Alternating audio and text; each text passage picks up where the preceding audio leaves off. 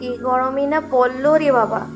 তো এই বছর তো আমি আমের ভর্তা খাইনি, তো ভাবলাম তো গরমের দুপুরে তো আমের ভর্তা খেতে খুব ভালো লাগে। তো চলো তোমরা কে কে খাবে চলে এসো আমার বাড়িতে, আমের ভর্তা করে খাওয়াবো। আমি আম ভর্তা করছি, যারা খাবে তারা চলে এসো। তো দেখো আমি আমটাকে ভালো করে ধুয়ে নিয়েছি। তো এখন আমটাকে আমি একটা কোড়ানির সাহায্যে কুড়িয়ে নিচ্ছি।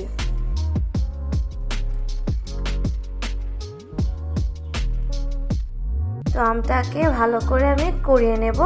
তো দেখো আমার কুড়ানো হয়ে গেছে।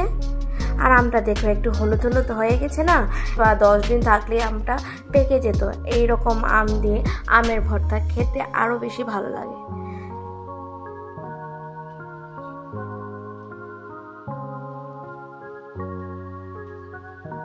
দেখো আমি আমগুলো নিয়ে নিয়েছি একটা বাটিতে, এখন দিয়ে দিচ্ছি চিনি। আর আমটা প্রচণ্ড পরিমাণে টক ছিল, যার জন্য চিনিটা আমার বেশি দিতে হয়েছে। আর দিয়ে দিলাম লবণ। আর দেখো একটা শুকনো লঙ্কা আমি পুড়ে নিয়েছিলাম, আর কাঁচা লঙ্কা নিয়ে নিলাম। আর দিয়ে দিলাম গন্ধরাজ লেবুর পাতা।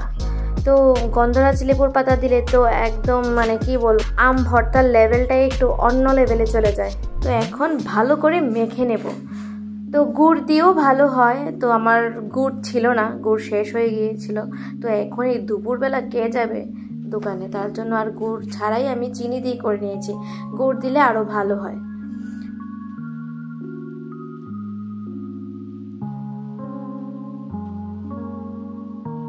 তো দেখো এত চিনি দেওয়ার পরও আমটা মানে এত টক যে আমার আরো 2 চামচ চিনি দিতে হয়েছে, মানে প্রচন্ড টক আমটা।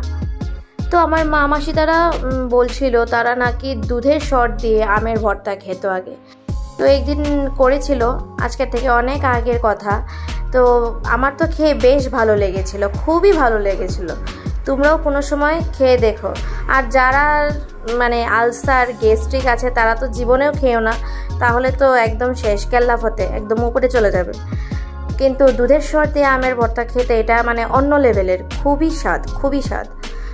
মানে কি বলবো, তোমরা কোনো সময় যদি মানে খেতে চাও খেয়ে দেখো, তারপর বলো। মানে দুধের সর দিয়ে খুবই ভালো।